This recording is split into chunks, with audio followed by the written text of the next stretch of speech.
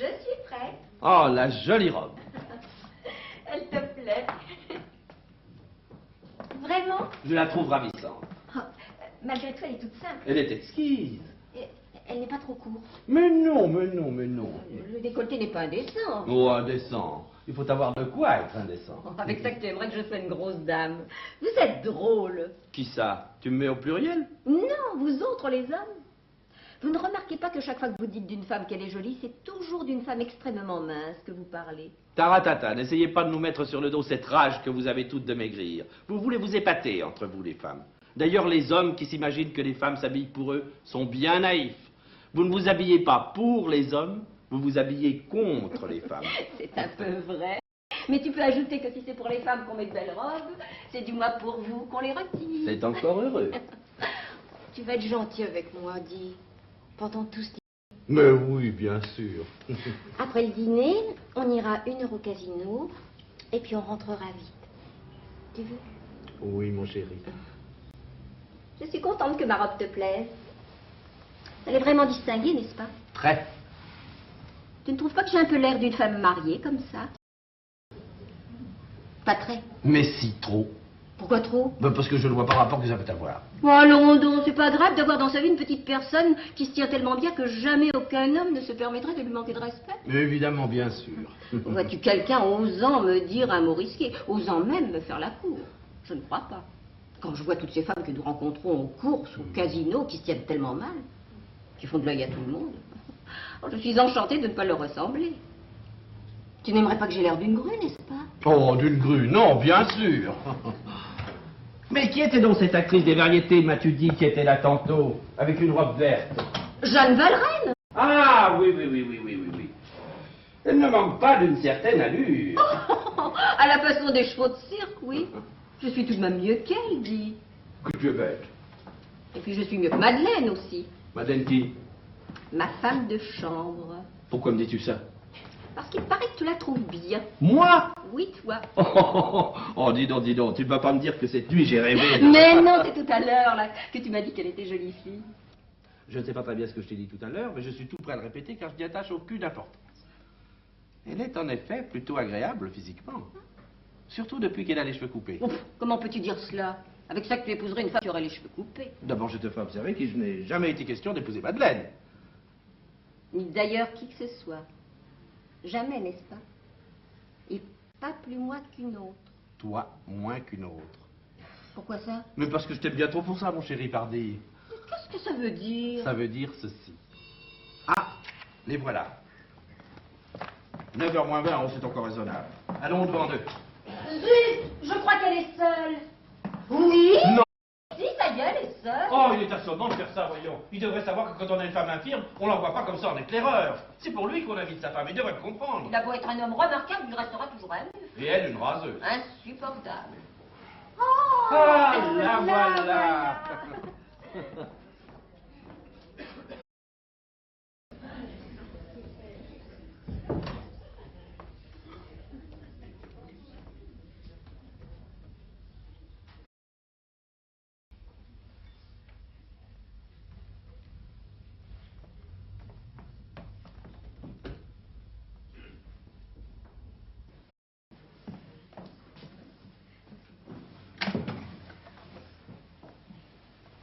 Allô, Adèle? Adèle?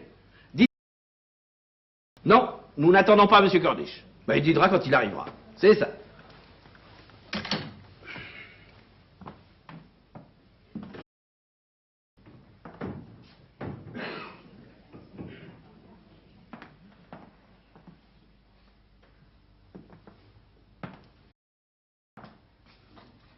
Madame est servie. Entrez, cher ami. Ce n'est tout de même pas une raison parce que votre mari ne peut pas s'arracher à la table de baccarat pour que nous mangions tous les trois une selle d'agneau calcinée. Qu'est-ce qu'elle dit? Rien du tout. Ah! Asseyez-vous. Elle n'a pas entendu ce que j'ai dit? Non. J'ai pourtant crié assez fort. Ben, il faut croire que non, ma chérie. C'est là que je me mets? Ça, c'est la place de votre mari. Ah, c'est la place de mon mari. C'est ça. Ah. Elle a entendu pourvu que ça dure. Il n'y a pas de potage.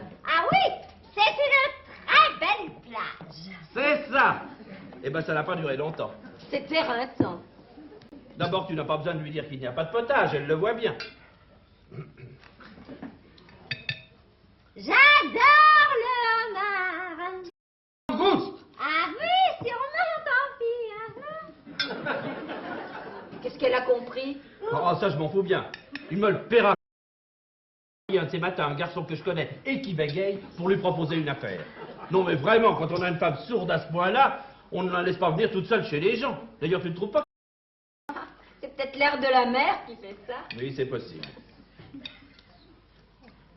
C'est un peu effrayant tout de même de parler comme ça devant elle sans la mêler à la... Oh, elle s'en fiche bien, regarde-la. Et elle en profite pour bouffer comme 4.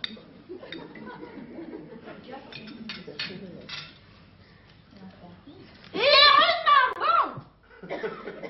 Qu'est-ce qu'elle a? Pourquoi est-ce qu'elle crie comme ça? Mais parce qu'elle n'entend pas et qu'elle ne se rend pas compte. Il est si tard. De qui parle-t-elle? Du langouste, pardi. Ah, bon. C'est bien fait pour lui. Il n'en aura pas. Et en plus, elle est idiote. Son pauvre mari.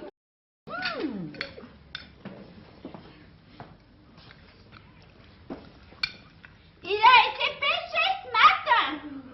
Ah, votre mari a été à la pêche ce matin. Non, le homard. Il a sûrement été... Je l'espère. Il sent la mer. Il ne peut tout de même pas sentir l'eucalyptus. On n'en a pas comme ça à Paris. Pour sûr, je le dirai à mon mari.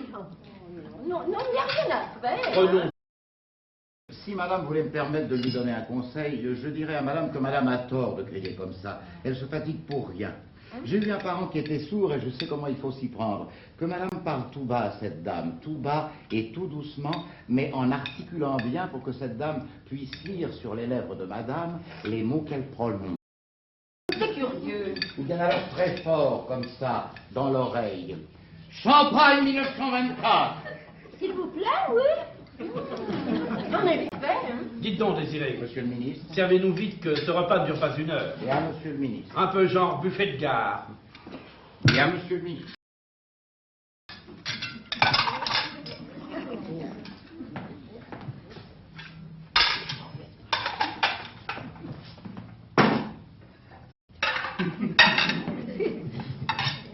Comment?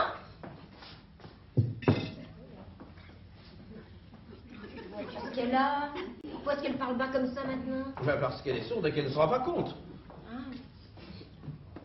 Je n'ai pas entendu ce que vous disiez.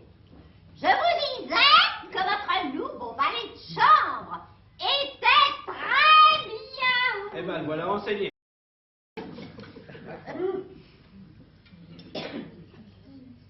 Neuf heures et quart. Quelle heure avez-vous? Je ne vois pas.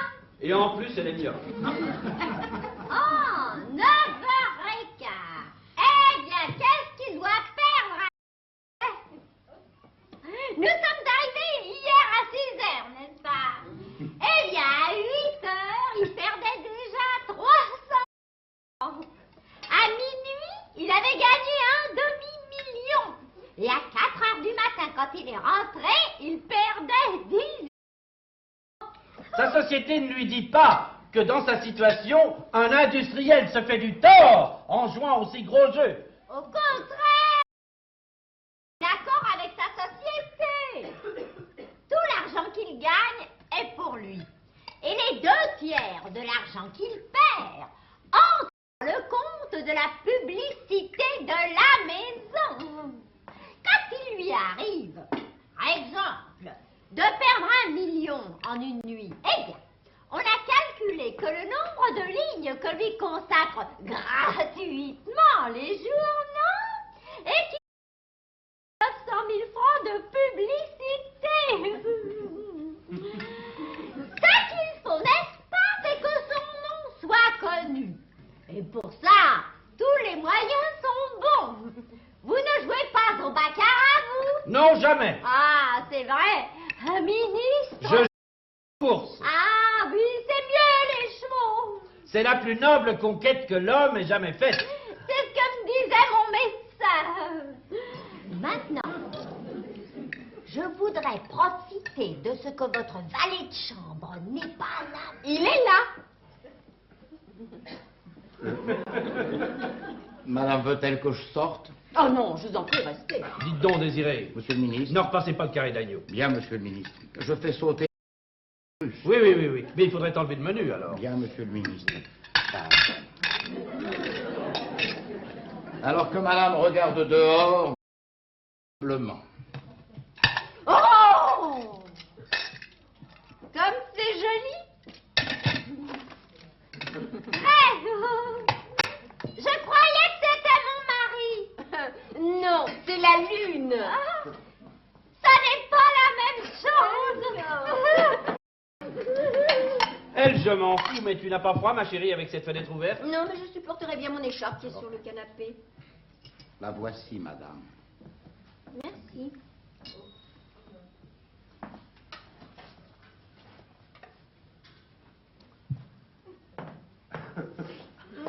J'ai failli faire une gaffe. Ah oui. J'en aurais été désolée. Oh, je crois que vous avez trouvé rare. Comme il vous a gentiment mis votre écharpe sur les épaules. Oh, il a l'air de vous adorer. Maintenant, écoutez une histoire qu'on m'a racontée qui va vous amuser. Oh, c'est votre valet de chambre qui m'y fait penser. Connaissez-vous une espèce de folle, une russe, qui s'appelle la comtesse Diachinska? Il me semble que j'ai déjà entendu ce nom-là, oui. Eh bien, la sœur de ma cuisinière est femme de chambre chez cette comtesse. Et par elle, j'ai appris une histoire tordante. Mais qu'est-ce que tu fais? Qu'est-ce que tu cherches? Il s'est passé il y a quelques jours. Bah pour appeler Désiré. Tu veux qu'il entende l'histoire? Non, je veux qu'il serve et qu'on sorte de table. Mais vous n'écoutez pas ce que je vous raconte. Si.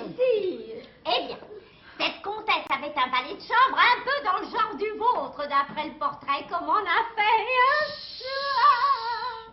Servez, je vous prie. Bien, madame. Cette dame est également privée de fromage. Oui. Pardon. Je suis navré, honteux. Désolé. Vous savez ce que c'est qu'un joueur, hein? Avez-vous gagné? Oui, 1 million. J'ai envie d'appeler le casino pour savoir s'il y est encore. Où ça? Là. Oh, alors? Perdu. Oh, combien? 100 000. Avez-vous dîné? Oui, mon cher ministre. Non, ça ne doit pas être vrai, ça.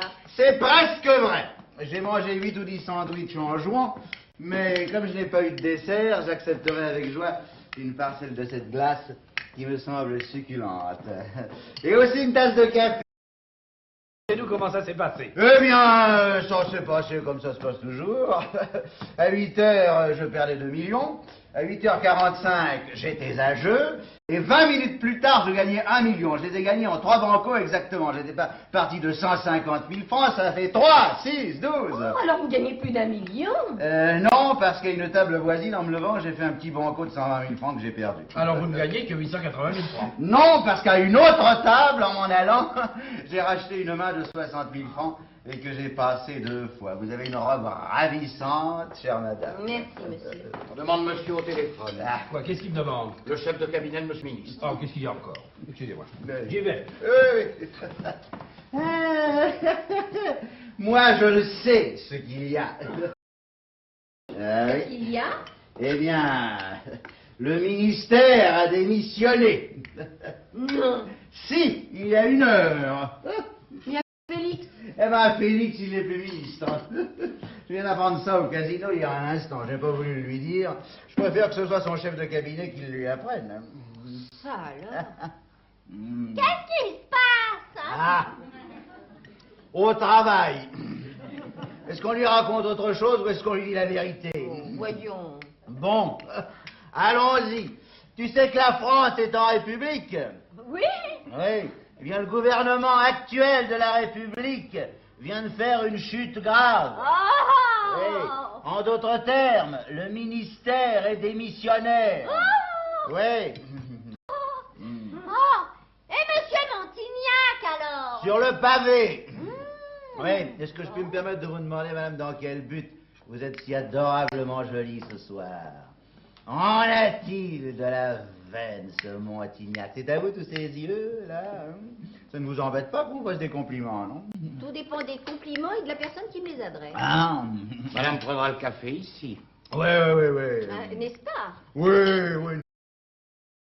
Qu'est-ce que c'était que la fourrure que vous portiez hier soir au casino? De l'hermine d'été. Eh bien, vous allez délicieusement, cette hermine d'été. Pas d'ailleurs. Même un homme pas très joli vous irait très bien. Là, je crois que vous allez un peu loin. Ah, je voudrais vous dire, hein? Mon Dieu, que vous sentez bon. Ah, merci. Merci beaucoup, servez-vous. Vous désirez un peu de fine, peut-être? Oui, fine, bien sûr, fine. Excessivement fine.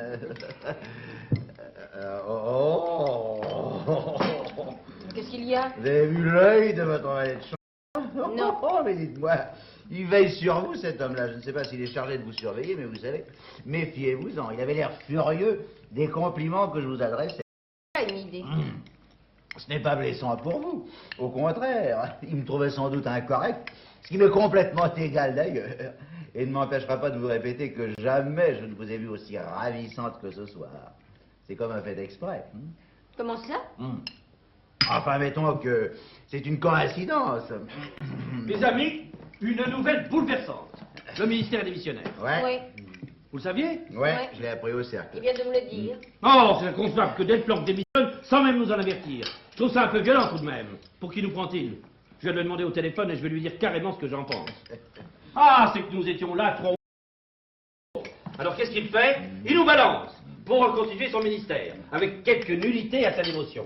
C'est une honte, c'est bien simple. Je vais lui dire avec une joie. Monsieur le ministre, le Lisieux refuse la communication après 10 heures du soir. Voulez-vous dire au bureau de Lisieux que c'est le ministre des Postes et Télégraphes qui demande la communication et que je le mets en congé, moi, le bureau de Lisieux, s'il ne me la donne pas? Non, mais quand on est ministre, on n'ose rien dire, mais quand on ne l'est plus, on fait agir les autres. Qu'il se méfie. Je n'ai pas de conseil à vous donner, cher ami, mais moi, à votre place, ce n'est pas ce que je ferais. Qu'est-ce que vous feriez? Eh bien, moi, à votre place, je prendrais le train de 10h50 et je tomberais comme une bombe dans le bureau de Delplanque qui ne va pas se coucher avant 2h du matin, vous le pensez bien. Ah, ça n'est pas bête. Votre présence peut modifier bien des choses. Vous avez absolument raison. Le téléphone, vous savez, dans les cas graves... Très juste, très juste. Désiré, Monsieur le ministre, faites annuler la communication. elle refuse de la donner. J'ai failli la gifler, monsieur le ministre. Bon, je passe un message. Ah pauvre garçon, il est embêté, je dois dire entre nous, qu'il est un peu la cause de cette démission. Félix Salondon. Oui, il paraît que depuis 6 mois, il a fait 2 ou 3 gaffes qui mettent Delplanque dans une situation fausse. Enfin, voilà du moins ce qu'on en disait tout à l'heure, entre deux bancos. Très joli journal. Regarde-le. Oui, pauvre Montignac, je ne le pas avant longtemps. Nous parlons politique. Oui. Voulez-vous me permettre de vous donner franchement mon opinion? Donnez toujours. Ce garçon-là a besoin de repos.